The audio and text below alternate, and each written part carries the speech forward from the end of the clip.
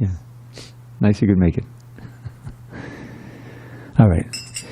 Jaya Radha Madhava Kunja Bihari.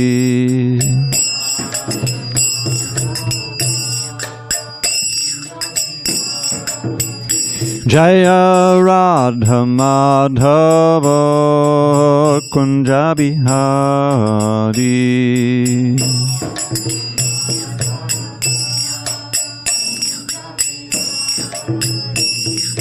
Gopi Janavallabha Girivardhari.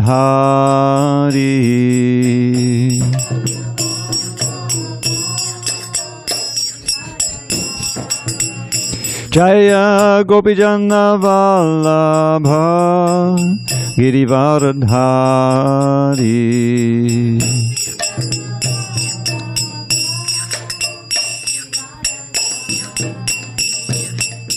Yashodanandana Bhajana Ranjana.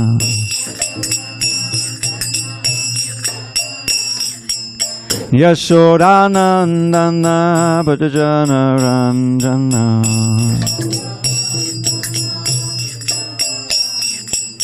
Yamuna Tira Vanachari.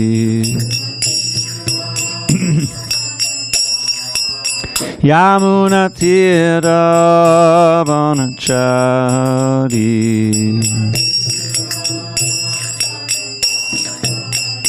Jaya Radha Madhava Kunja Bihari.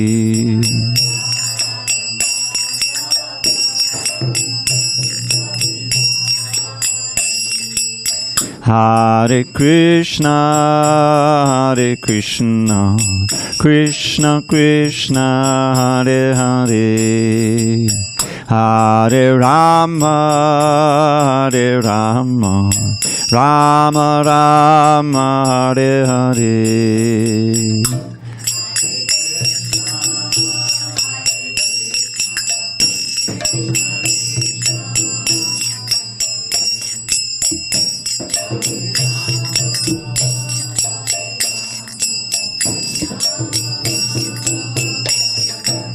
Hare Krishna, Hare Krishna, Krishna Krishna, Hare Hare, Hare Rama, Hare Rama, Rama Rama, Hare Hare.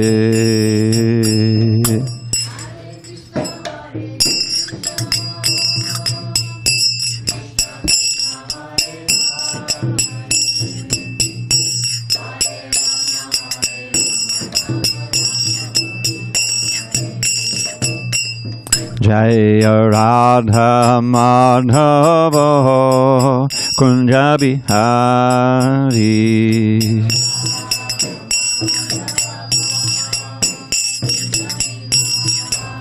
Jaya Radha Madhava Kunja Bihari.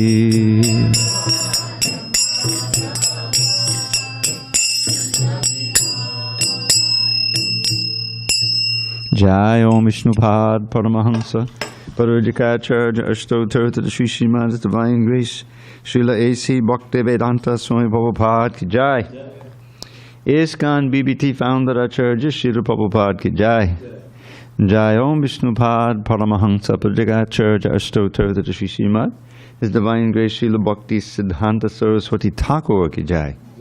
Ananta Koti Vaishnavin ki Jai. Namacharya Srila Haridas Thakur ki Jai. Srimad Bhagavad-gītā ki Jai. Samaveda Bhakta-vrinda ki Jai. All glories to the assembled devotees. All glories to the assembled devotees. All glory to the assembled devotees. All glory to Sri Guru and Gauranga.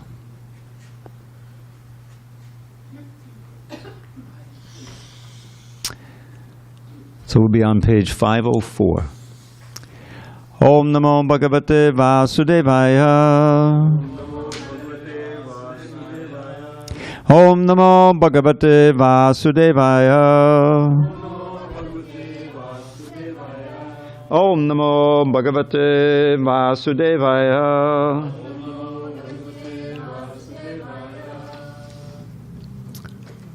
On the 7th day of February 2023 in San Diego, we're reading from Srimad Bhagavad-gītā as it is, translation and commentary by His Divine Grace, A.C. Bhaktivedanta Swami Prabhupada. And we are in chapter 11, the universal form, the last verse of the chapter, text 55, on page 504 of almost all of your books. If not, you'll find it. Okay. And we'll do first the word for words, or not the word by words in the text. Mat karma krin, mat paramo, mad bhakta, sangvarjitaha, nirvaira, sarvabhuteshu, ya samam eti pandava, mat karma krin mat paramo, mad bhakta sangvarjitaha, nirvairak sarva bhuteshu, yaksamam eti pandava, mat karma krin mat paramo, mad bhakta sangvarjitaha, nirvairak sarva bhuteshu,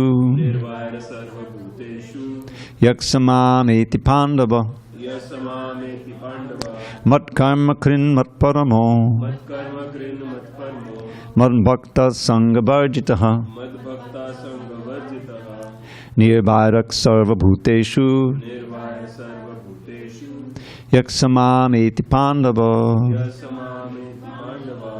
Janardhan, you want to try? Mat karma krin mat paramo, mad bhakta sangvarjitaha, nirvairak sarva bhuteshu, yaksamam eti pandava. Dhamaraj. Mat karma krin mat paramo, mad bhakta sangvarjitaha, nirvairak sarva bhuteshu, yaksamam eti pandava. Dvijmani. Mat karma krin mat paramo, mad bhakta sangvarjitaha, nirvairak sarva bhuteshu, yaksamam eti pandava. Bhakta Ras. Mat karma krin mat paramo, mad bhakta sangvarjitaha, nirvairak sarva bhuteshu, yaksamam eti pandava. Antonella. Mat karma krin mat paramo, mad bhakta sangvarjitaha, nirvairak sarva bhuteshu, yaksamam eti pandava. Jessica. Mat karma krin mat paramo, mad bhakta sangvarjitaha, nirvairak sarva bhuteshu, yaksamam eti pandava. I'll just read the word by words, you read along silently.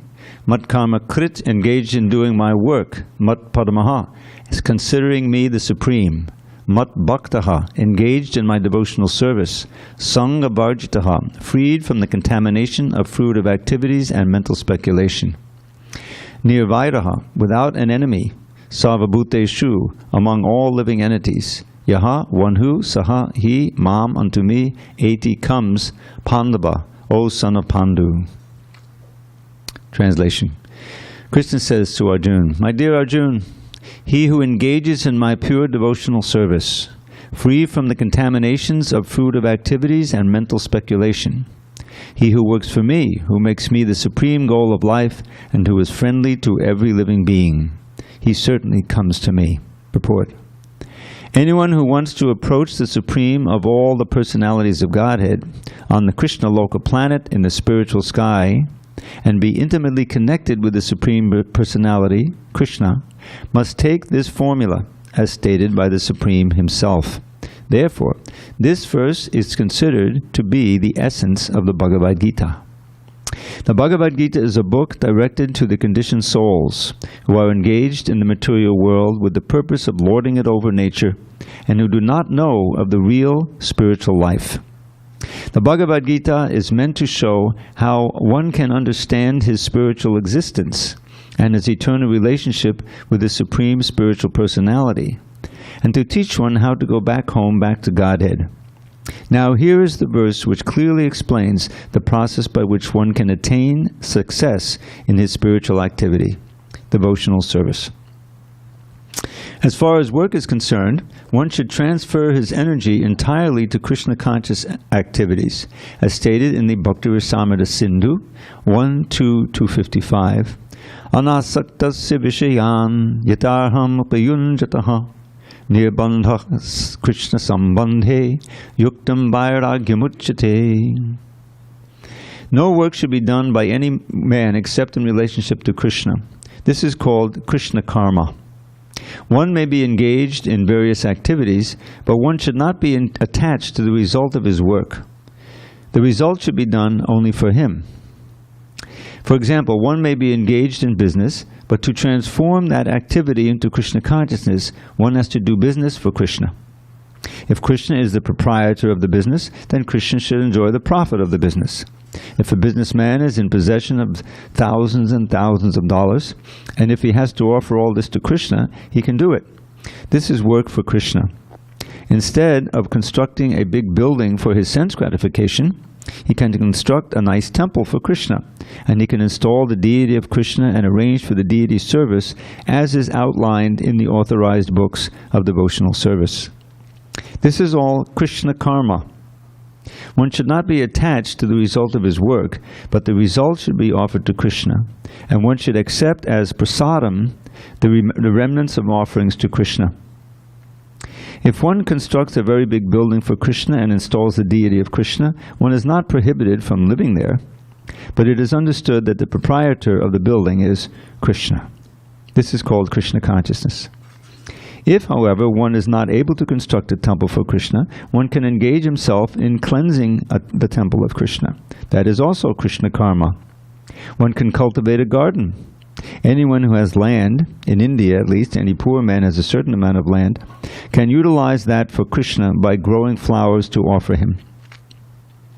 One can sow tulsi plants, because tulsi leaves are very important, and Krishna has recommended this in the Bhagavad-gītā, patram pushpam palam toyam. Krishna desires that one offer him either a leaf or a flower or fruit or a little water, and by such an offering he is satisfied. This leaf especially refers to the tulsi.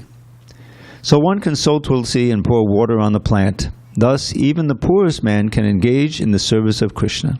These are some of the examples of how one can engage in working for Krishna. The word matparamaha refers to one who considers the association of Krishna in his supreme abode to be the highest perfection of life. Such a person does not wish to be elevated to the higher planets, such as the moon or sun or heavenly planets, or even the highest planet of this universe, Brahmaloka.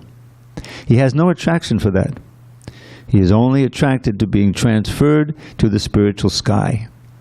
And even in the spiritual sky, he is not satisfied with merging into the glowing Brahma Jyoti effulgence, for he wants to enter the highest spiritual planet, namely Krishna Loka, Goloka Vrindavan. He has full knowledge of that planet, and therefore he is not interested in any other. As indicated by the word madbhaktaha, he fully engages in devotional service, specifically in the 9 processes of devotional engagement: hearing, chanting, remembering, worshipping, serving the lotus feet of the Lord, offering prayers, carrying out the orders of the Lord, making friends with him, and surrendering everything to him. One can engage in all 9 devotional processes, or 8 or 7, or at least in 1, and that will surely make one perfect. The term Sangha-varjitaha is very significant. One should disassociate himself from persons who are against Krishna. Not only are the atheistic persons against Krishna, but so also are those who are attracted to fruitive activities and mental speculation. Therefore, the pure form of devotional service is described in the Bhakti Rasamrita Sindhu 1.1.11 as follows. Anyabhilashita shunyam jnana karma janavritam anukulyena krishnanu shilanam bhaktiruttama. In this verse, Srila Rupa Goswami clearly states that if anyone wants to execute unalloyed devotional service, he must be freed from all kinds of material contamination. He must be freed from the association of persons who are addicted to fruitive activities and mental speculation. When freed from such unwanted association and from the contamination of material desires, one favorably cultivates knowledge of Krishna. That is called pure devotional service. Anukulyasya sankalpa pratikulyasya bharjanam. Hari Bhakti Vilas 11.676. One should think of Krishna and act for Krishna favorably, not unfavorably. Kamsa was an enemy of Krishna's. From the very beginning of Krishna's birth, Kamsa planned in so many ways to kill him. And because he was always unsuccessful, he was always thinking of Krishna. Thus, while working, while eating, and while sleeping, he was always Krishna conscious in every respect. But that Krishna consciousness was not favorable, and therefore, in spite of his always thinking of Krishna 24 hours a day, he was considered a demon, and Krishna at last killed him. Of course, anyone who is killed by Krishna attains salvation immediately, but that is not the aim of the pure devotee. The pure devotee does not even want salvation. He does not want to be transferred even to the highest planet, Goloka Vrindavan. His only objective is to serve Krishna wherever he may be. A devotee of Krishna is friendly to everyone. Therefore it is said here that he has no enemy, near Vairaha. How is this? A devotee situated in Krishna consciousness knows that only devotional service to Krishna can relieve a person from all the problems of life. He has personal experience of this, and therefore he wants to introduce this system, Krishna consciousness, into human society. There are many examples in history of devotees of the Lord who risk their lives for the spreading of God consciousness. The favorite example is Lord Jesus Christ. He was crucified by the non-devotees, but he sacrificed his life for spreading God consciousness. Of course, it would be superficial to understand that he was killed. Similarly, in India also there are many examples such as Thakur Haridas and Prahlad Maharaj. Why such risk? Because they wanted to spread Krishna consciousness, and it is difficult. A Krishna conscious person knows that if a man is suffering, it is due to his forgetfulness of his eternal relationship with Krishna. Therefore, the highest benefit one can render to human society is relieving one's neighbor from all material problems. In such a way, a pure devotee is engaged in the service of the Lord. Now, we can imagine how merciful Krishna is to those engaged in his service, risking everything for him. Therefore, it is certain that such persons must reach the supreme planet after leaving the body. In summary, the universal form of Krishna, which is a temporary manifestation, and the form of time, which devours everything, and even the form of Vishnu, four-handed, have all been exhibited by Krishna. Thus, Krishna is the origin of all these manifestations. It is not that Krishna is a manifestation of the original Vishvarup or Vishnu. Krishna is the origin of all forms. There are hundreds and thousands of Vishnus, but for a devotee, no form of Krishna is important, but the original form, two-handed Shyamasundar. In the Brahma Samhita, it is stated that those who are attached to the Shyamasundar form of Krishna in love and devotion can see him always within the heart and cannot see anything else. One should understand, therefore, that the purport of this 11th chapter is that the form of Krishna is essential and supreme. Thus end the Bhagavatam purports to the 11th chapter of the Srimad Bhagavad-gītā in the matter of the universal form. Srila Prabhupada ki jai. So one note here, because there's new people. There were probably about 25 instances in this purport of the pronoun, he, his, or him. And in Prabhupada's language, of course his original language is Bengali, and he learned English in the early 20th century in India from the English teachers. And so by the use of the word he or him or his, he's referring to human beings. So that includes all the ladies. And so we have a nice contingent of ladies here, and they're nicely practicing Krishna consciousness. Write like that. I'm sorry? I still write my English like this. You see? Like That's a problem. my professors in my university, they're like, what are you talking about? Don't you know it's always they and there and them now? You know? Yeah. Anyway, we're not going to go through all the Prabhupada's voluminous books and change all the pronouns, but that's just a note about that. And just another note is that there have been some very wonderful, and are very wonderful, lady devotees in this movement. Some of the pioneers. I was thinking Yamuna Devi was a critical devotee in the spread of this Krishna consciousness movement. And there's a beautiful two-volume biography of her, if you're interested. And so I read the whole thing. It was very inspiring. So, back to the verse. Now, this is quite an interesting verse. The whole mood of this chapter is very much awe and reverence, even bordering on, as Prabhupada says in some purports, Arjuna becoming frightened at this manifestation of the universal form. Just imagine this huge form, and at one point, all of the soldiers on the battlefield, and there's hundreds and thousands, millions of them, Arjuna sees them, and it's kind of a presage. He's seeing the immediate future happening. They're all going into the mouths of this universal form, and they're being crushed in their teeth. And what? So then Arjuna then asks, "Who are you? Who are you?" You know, he doesn't recognize his beloved friend Krishna, that he grew up with and he knows from young age.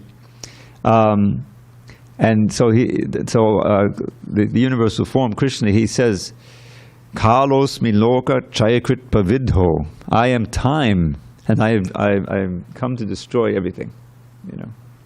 Now this verse, I like to point out. Some of you, this will be new, maybe. The Manhattan Project during the war, World War II, which was meant for building the atom bomb. The lead scientist there, famous, was Robert Oppenheimer. I think his name was Robert. And he was a fan of the Bhagavad Gita. He used to read the Bhagavad-gītā. And when the first bomb blew up, and I read some history about that, they weren't 100% sure that it wasn't going to blow up the whole world. But they thought it was worth it anyway. To win the war. So they blew it up, and he's watching that, mushroom cloud, the first one, Alamogordo, I think in New Mexico, is it? And he chanted that verse, "Kalos miloka chayakrit pavidho." He was reminded of that verse. This is what I read. And there's even a picture of, this is Life magazine. Some of you maybe, I don't know if anyone's old enough to remember Life magazine. Full picture magazine during the 30s, 40s, 50s, 60s, 70s. And it showed a picture of his room, his bedroom, during the Manhattan Project. And he had a little statue of Krishna there. And it didn't show the Bhagavad Gita. So anyway, that's just a sidelight. But anyway, the mood of this chapter is very much in the awe and reverence mood. And Prabhupada makes clear, as he does in this purport, that for the devotee of Krishna, the bhakta, especially Gaudiya Vaishnava line, which is what we belong to, the universal form is not something that we really want to see. And for the devotees, it's not very important. One of the important elements of it is that there, as many of you know, maybe all of you know, there are various incarnations. They claim to be God, and they get a big following. And over the years, during Prabhupada's time, it was happening, and still happening now. So this is one of the ways in which you can see if they're really God, and that is, please show me your universal form. And 100% of them won't be able to do it because none of them are Krishna. The whole point of the Bhagavad-gītā is to supply genuine spiritual knowledge for those who are inquisitive about what we call the absolute truth, or what the Vedanta Sutra says at the very beginning, atato brahma jigyasa. This is a Sanskrit. These sutras are little aphorisms like that, and they require some explanation. So what this means is, the Vedanta Sutra is like one of the last works that Vyasadeva wrote. He wrote down the Vedas. He's an incarnation of Krishna, expansion of Krishna empowered. And the Upanishads, the Puranas, all of these Vedic literatures, he wrote them down. And he wrote the Mahabharata, in which this Bhagavad-gītā appears. And he also wrote in the Srimad Bhagavatam, or Bhagavad Purana, the story of how that book came about is also given. And he was dissatisfied with all the other books that he wrote. Somehow he said, I'm missing something, even though this Bhagavad-gītā is very conclusive. But it's one chapter in a very long book, and much of the Mahabharata doesn't directly deal with the process of bhakti, although Krishna plays a key role in the history. So he was dissatisfied, and his spiritual master Narada Muni came to see him and said, the reason you're dissatisfied, you have not written the essential book that codifies the essential message of all of the Vedic wisdom. And that has to deal with the Supreme Personality of Godhead, the living entity, and the relationship of bhakti or devotional service, and all of these ultimate questions. You haven't sufficiently delineated Krishna's pastimes, which really can attract the spiritual aspirant to serve Krishna. So then he wrote these Bhagavad Purana. So the reason I mention that is because the Vedanta Sutta, the word Vedanta means the end of knowledge, the summary. So the summary of all the philosophy in the Vedas is there in the Vedanta Sutta. And it begins with the word therefore. Now how do you begin a book with the word therefore? I mean, therefore usually comes at the end of an argument, right, or at the end of... But that's what it says. Now, therefore, one should inquire into Brahman. Therefore, I mean, now that you're a human being and you're inquisitive about these ultimate questions, you should inquire into Brahman. And what is that Brahman? Next sutra. Janmad yasya yataha. Janma means birth. It's famous at Janmashtami. It's the day we celebrate Krishna's birthday. And the Adi means etc. So there's three things basically. Birth and sustenance and final destruction. As human beings or anything that's created, they go through those stages. Somehow they're constructed, or they come into being, they stay for some time, and eventually they're dissolved back into their elements. So Brahman is that from which or by which everything is created or born and is sustained and ultimately destroyed. And the answer that, and the commentary, the final work of Vyasadeva explains the Vedanta Sutra, and that final work is Bhagavad Purana. And the answer to the question, who is that source, or what is that source, is the person, the Supreme Personality of Godhead, Krishna. And that's mentioned in the Bhagavad-gītā also, in all of our books. So the idea is that this whole chapter culminates after all of this, and Arjuna was actually frightened by this strange, magnificent, all-powerful figure, and he begged him, please let me see you in your original form, because he asked to see this universal form. He was shown the universal form, but it was very frightening and kind of disrupted his natural relationship of friendship with Krishna, and so he said, please show me your four-handed form, and finally the two-handed form. So that's the form that speaks to the last few verses. And here, what does Krishna say? The last phrase is Yasamameti Pandava, that person who does these things will certainly come to me. And we should understand that that is the real goal of our life. Why? Because included in coming to Krishna in his world is the end of birth and death. The first lesson in Krishna consciousness is that you're not the body, you're spirit soul, you're pure spirit, right? Atma. And the Atma has no birth, no death. Na jayate mriyate va kadachan nayam bhutva bhavitava nabuya. Ajo nitya shashrata yam purana nahanyate hanyamane sharire. It emphasizes this point again and again. So the first is na jayate. We were never born. Yes, the body is born, but you're not the body. You're a spirit soul. So that means, yes, we've had previous lives. Transmigration, and we'll have a future, maybe one life, but there will be a future life. So that's really the first lesson. There's 20 verses on the soul that are encapsulated in that one verse. There's no birth, there's no death for the soul. There are not new souls coming into being. There are not souls going out of being. There's Aja, unborn, eternal, ever-existing, primeval. The soul is not, the person, the soul is not slain when the body is slain. Now he uses the word slain because you're on a battlefield.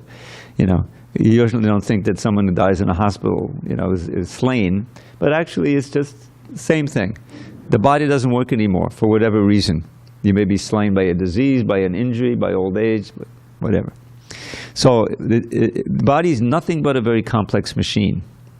And for me, you know, after coming to consciousness, the very existence of this incredibly complex machine, you know, with a brain that you can you know, reason with and everything, is evidence of God, of an intelligence that is behind this all arrangement. Where do you see a complex machine that doesn't have one or more engineers behind it, human beings, right? It's insane. It's an amazing trick of Maya Devi, to convince people that somehow, by chance, these things came together, and now after a long, long time, we have human beings and operas and, you know, all these other things. It just doesn't make any sense. So, yes, there is intelligence behind everything. And that intelligent person is intimately related to us. The whole philosophy is that, well, how did we get here? If we're eternal spirit souls and our nature is Satchidananda, eternal, full of knowledge and bliss, how did we lose that? I mean, does anyone in this room think that in these bodies we're Satchidananda? No. The bodies are anything but Sat, eternal, and full of knowledge. There's so many things we don't know. And I'll tell you, I'm so old, there's many things you forget also. You once knew, you don't know anymore. And Ananda, you know, there's some pleasure, but it's not Ananda. Ananda is unending.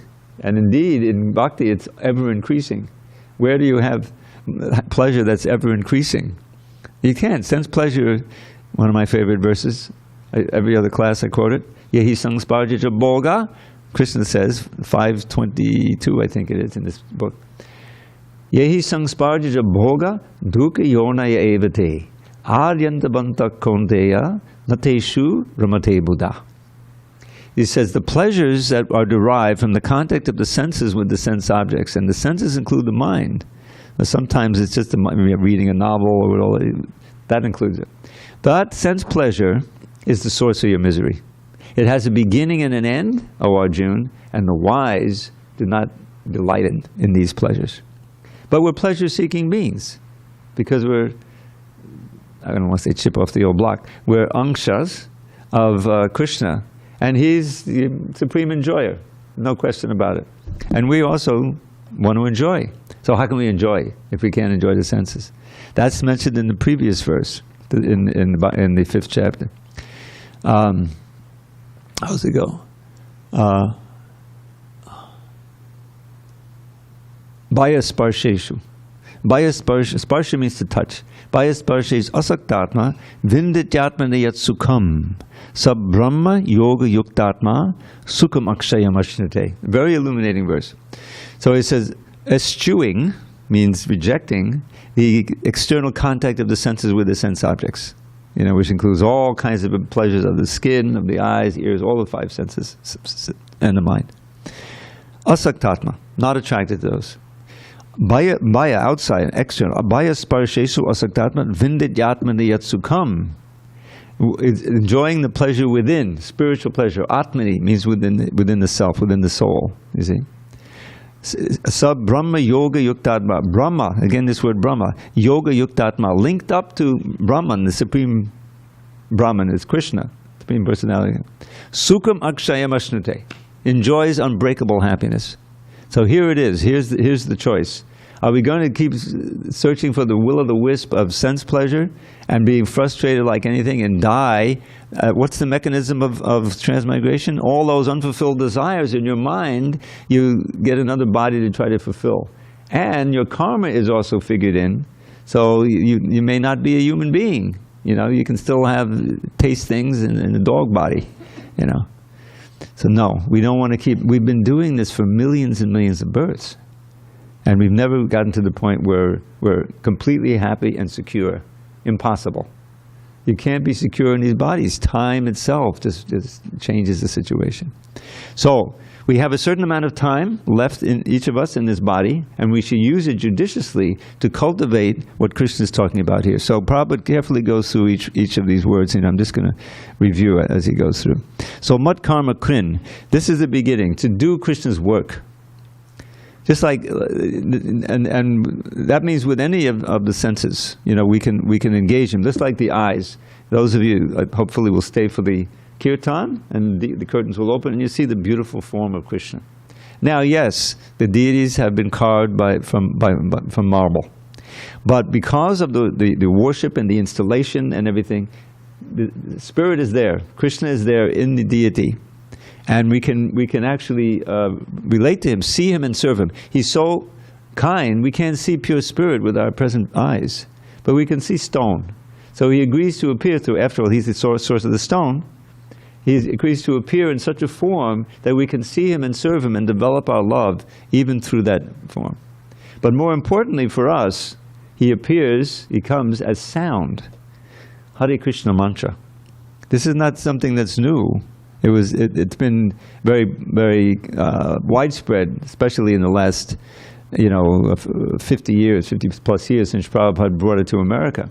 But it's been extant very, very prominently for about 550 years since Lord Chaitanya came. Krishna came with Lord Chaitanya. It is a special benediction for this age. This is called the Kali Yuga. Kali Yuga means the age of quarrel and hypocrisy and fight. Isn't that characterized the age? Everybody is... especially you got your cell phone, you read a certain, become, attracted to certain conspiracy theories. And there's a million ways in which you can be in conflict with people. So that's the age. It's not very good for silent meditation, quiet, it's not. So, there's a verse, there's always a verse. Kale dosha nide rajan, asti eko mahadguna, kirtanareva krishna sa mukta sangha param vajay. This Kali Yuga is an ocean of faults. Kale dosha nide rajan, that's what that means. But there's one very special quality in this age. Kirtanadeva Krishna sa, just by chanting the holy name of Krishna, mukta sangha, every word counts. You become free from your enthrallment, your attachment, your obsession with the material energy. Mukta sangha param bhajet, and you go back to the original spiritual world. So this is our central sadhana. It's not our only sadhana, but it's the start of everything. There are no restrictions. Lord Chaitanya himself, who is Krishna himself, he says that in the second verse of his Shikshastaka. This is 8 verses of instruction based on the holy name. And the second one goes like this. Nam akadi bahuldani dasarva shaktis tatrapita niyamitak smaranena kalaha.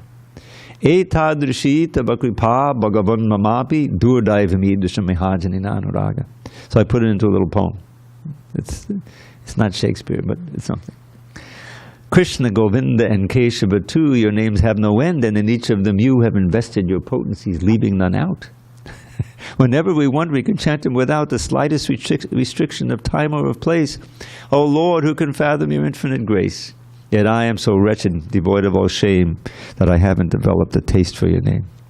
So this is Lord Krishna. He's encouraging us.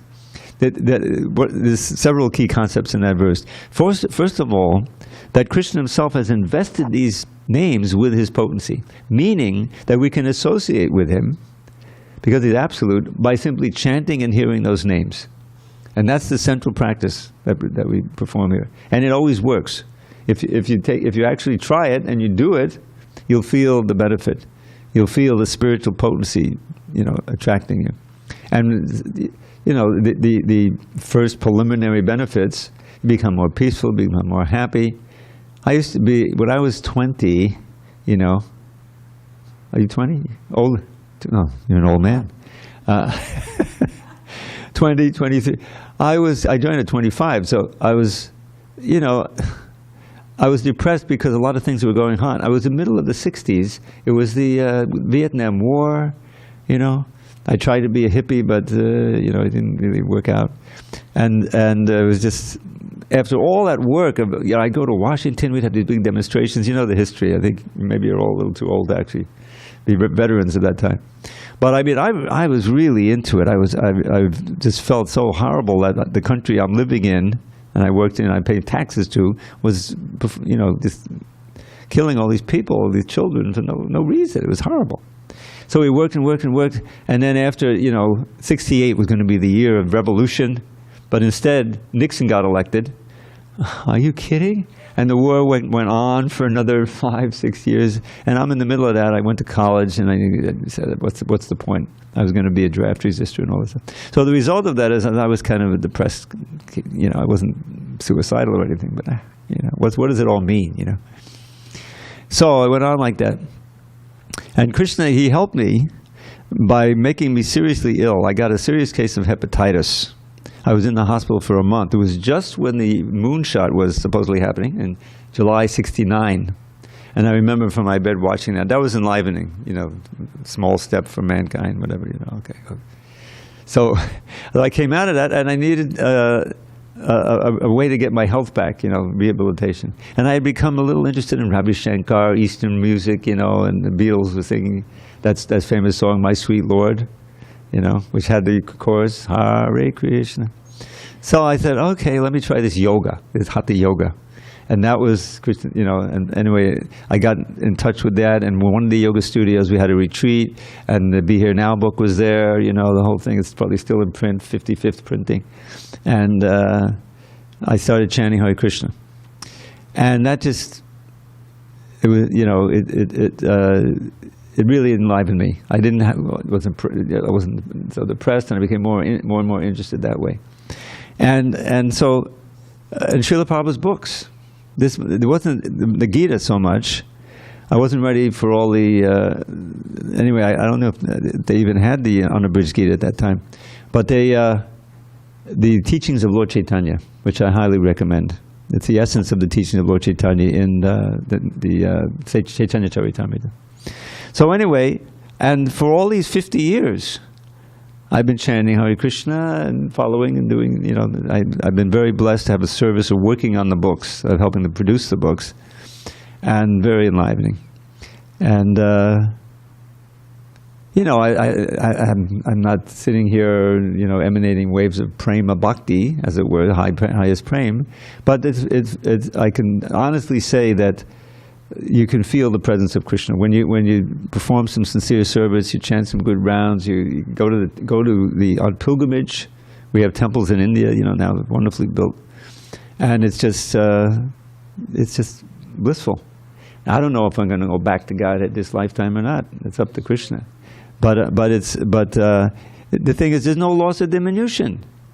Even if you don't go back, Krishna ensures in chapter 2 and again in chapter 6. That you'll take birth in a family where you'll be, and be encouraged to practice devotion even from childhood.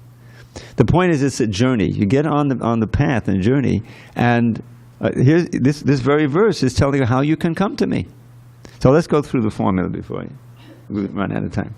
So the first is Mat Karmakun, to do Krishna's work, Mat Paramo, to consider me the supreme, and Mad Bhakta. Now the whole science of Bhakti Yoga is taught by Rupa Goswami, who's mentioned in this purport. It's a science. If you actually follow the rule, just like any experiment, if you do it right, you'll get the result. So it works. This, and he was taught by Lord Chaitanya. Sangha Varjitaha. Here's this word Sangha again. The whole science centers on this word Sangha. Sangha means association, and it also means attachment. What we're attached to. The problem is we're now attached to everything but Krishna. We're attached to those things that will give us pleasure, what we think is pleasure, subtle or gross, and we're averse to those things that will give us pain. So that's called duality, material duality. When you can rise above this material duality, meaning that you can tolerate the things that give you pain, and you're not really attracted to things that give you material pleasure, because you're linked up to that source of pleasure within. And this is shown by our great acharyas. It was shown practically by Srila Prabhupada. He underwent so much austerity. Just imagine getting on a boat. He came to America at age 69. And so I was, he must have flown. From India? No. He had like $7 to his name. And he got on this cargo ship, which he had gotten a free passage on. It was just a couple of weeks before his birthday, before his 69th birthday, actually. And He was elderly, his health wasn't that great. He had 2 heart attacks on the boat, you know, and so much nausea. He'd never been on a boat like that, I can imagine. And somehow he said, later on he wrote that he thought if he had had a 3rd heart attack, that would have been it. So he slept, and Krishna came in a dream to him, saying, don't worry, I'm taking charge of the ship. And suddenly it was very calm. And the captain and his wife was on the boat too. He joked with them when they got to Boston. They landed in Boston. Can you please come back with us? We've never had such a calm crossing of the Atlantic. In September, that's hurricane season, right? I mean, it's pretty rough usually. But so the sea became calm. Prabhupada came, and it's a wonderful story. This Prabhupada Lilamrita, written in detail, a lot of research of Prabhupada's starting the movement, you know, trying to start the movement, and all of his ventures. It's 6 volumes, but you can see, and in all of that, he was, wherever he got a chance, he would try to teach, and he called it preaching, but it was really teaching, you know, and writing his books. Just to get the books written and published was such an endeavor. You know, he couldn't hire some editor, so Krishna sent an editor, a professor of English, to meet him on the street, who was also searching for, you know, the middle of the hippie years, you know, God. He wanted to find out God. And here was this guru, and he became one of his first disciples. And he edited the first books and made it possible, you know. And so the point is that in all of that, he was equipoised. He wasn't thrown by the, you know, the difficulties. He was tolerant, and he wasn't, you know, also thrown by all the accolades and all the money that came. He mentions in here about building temples. Prabhupada, yes, you know, he welcomed all donations, and he would print books, or he would build temples. That's how this temple came about, you know. I mean, those who were following in his footsteps, yes, we collect the Lakshmi and we spend it on this, and you know, we have book distributors here. Our friend Dwijamani, who's sitting over there before, maybe has to do some service, but he goes out practically every day, and you know, and sells these books and brings down Lakshmi. We buy boga, this is food, prepare the things, you know. It's because it all belongs to Krishna, you know. And who is it? There was a song, when you have nothing to lose, isn't it? The kind of an anthem for the hippies. A lot of that. So it's kind of, you know, but it's not that you don't have nothing. You have Krishna. You have Krishna with you, and you feel His presence, and you can chant His name, and it becomes, the more pure you become, free of material desires and confusions and everything, the more sweet that name becomes, and it's always available to you, whether you're 10 years old or 100 years old. You can chant Krishna's name. And there's a nice poem. Maybe I'll give you this poem. This is about the holy name, because we should really also read this verse again tomorrow. It's so rich. But he says, I'll just give you 1 or 2 Sanskrit and then just to the English. Maduram madadebhyopi, mangalebhyopi mangalam. Pavanam pavanebhyopi, harir nama eva kevalam. There's a Sanskrit verse well known that goes, harir nama eva kevalam, kalo nasteva gatadanyata. Which means if you want to achieve the supreme goal of life in this age when dissension and chaos abound, there is no other way, there is no other way, there is no other way that can ever be found. But to chant Krishna's name, but to chant Krishna's name, but to chant Krishna's name with a stout-hearted vow. And to pray, O Lord Krishna, O friend of the poor, let my head ever under your lotus feet bow. So, another one of my little ditties. But it's a very important instruction. Another foundational verse for this movement. Lord Chaitanya quoted it when, you know, himself from the Puranas. So anyway, this 8-verse poem goes like this. I'll just give you the English. And just imagine if you can really, you know, experience what these verses are talking about, and you can be very satisfied simply thinking of Krishna, chanting His name, serving Him in any circumstance. Of sweet things, it's the sweetest you will taste at any time. Of things that bring good fortune, it's the perfect paradigm. Of things that purify, it purifies most powerfully. The holy name of Shri Hari is surely all that be. From Brahma's realm atop the sky, down to the lowly grass, illusion reigns in Maya Devi's treacherous morass. The truth, the only truth, the name of Shri Hari, the holy name of Shri Hari is surely all that be. He's the Guru, He's the Father, He's the friend most true. And she's the real mother who most kindly teaches you to always chant and hear the holy name of Shri Hari. The holy name of Shri Hari is surely all that be. Now this next verse is my favorite. Remember that our final breath may come at any time, no matter if we're old and sick or in our youthful prime. So young and old alike should chant the name incessantly. The holy name of Shri Hari is surely all that be. Lord Shri Hari forever dwells wherever devotees, whose hearts are fixed on him and free of all impurities, uplift their voices high and sing his name in ecstasy. The holy name of Shri Hari is surely all that be. Alas, what sorrow, what great pain, the worst calamity, for people to forget the holy name of Shri Hari. Although the name's a priceless gem, mere broken glass they see. The holy name of Shri Hari is surely all that be. Just fill your ears, just fill them with the name of Shri Hari. Just chant the name with all sincerity. Just sing the name, just sing the holy name eternally. The holy name of Shri Hari is surely all that be. It makes this world appear like bits of straw upon the ground. Resplendently it reigns, it's supreme. Resplendently it reigns supreme, divinity and sound. It's filled with transcendental bliss and peerless purity. The holy name of Shri Hari is surely all that be. So that's 8 verses. Now there's a 9th verse that I wrote, because it's not actually an astika anyway. It says, inspired to glorify the holy name of Shri Hari, Shri Nilakanta wrote this hymn in Sanskrit poetry. I pray that those who hear this lowly version made by me will chant the holy name of Shri Hari in ecstasy. Hare Krishna. So this poetry is, I had inspired to write some poems. I have a little file. Anyone is welcome to get the file. Just write to me at Dravida108@gmail.com, and I'll send you my little poetry file. Any questions, comments on these few minutes we have left?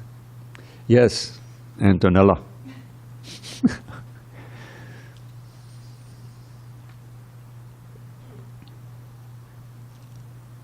So, I don't know if it's a comment, a question, but maybe I'm looking for some support. This is on the lines of we shouldn't be attached to the results of our work. Uh-huh. And so this was about 10 years ago. I'm a shark ecologist. So I worked, they called me because they slaughtered a gigantic shark out of Huntington Beach. Uh-huh. And they called me to work on the animal. And there was an experience that really marked my life, and I did all I could. No, I'm sorry, the accent. There was a big shark was killed or is injured? Or? Killed. No, because I need to explain myself. There's a group of trophy hunters. Okay. So these people, they go out at sea and kill big sharks just for fun, just like lion. They go out in Africa. Oh, really? To kill all over the world. Uh-huh. Yeah, they go out. No, they go out in Africa, kill lions. Oh boy. Yeah. So anyway, I'm trying to make it short. So I worked on this science, episode, and I used the episode to go on every newspaper of the world and prove the fact that they're killing these animals, and they can go to extinctions because sharks are very, endangered. So anyway, long story short, I did all I could as an activist, the same as you did with your case of Vietnam. And I tried to change the laws. I tried to do a lot of things to save the sharks, and it didn't really work. So I felt kind of like my career was kind of a failure, and so it's kind of emotional. So, but then, sorry. So now I'm thinking maybe I should just not be attached to the result of my work and just dedicate this thing to Krishna, because I really worked to me, these beautiful creatures are like Krishna's children. And so my work was dedicated to protect nature and things, and I feel like a big failure, but maybe it was not a failure. Maybe it was I shouldn't be attached to the result. Yeah. The thing is that it's important to try to do. It's a worthy cause. Let me not give you the wrong impression.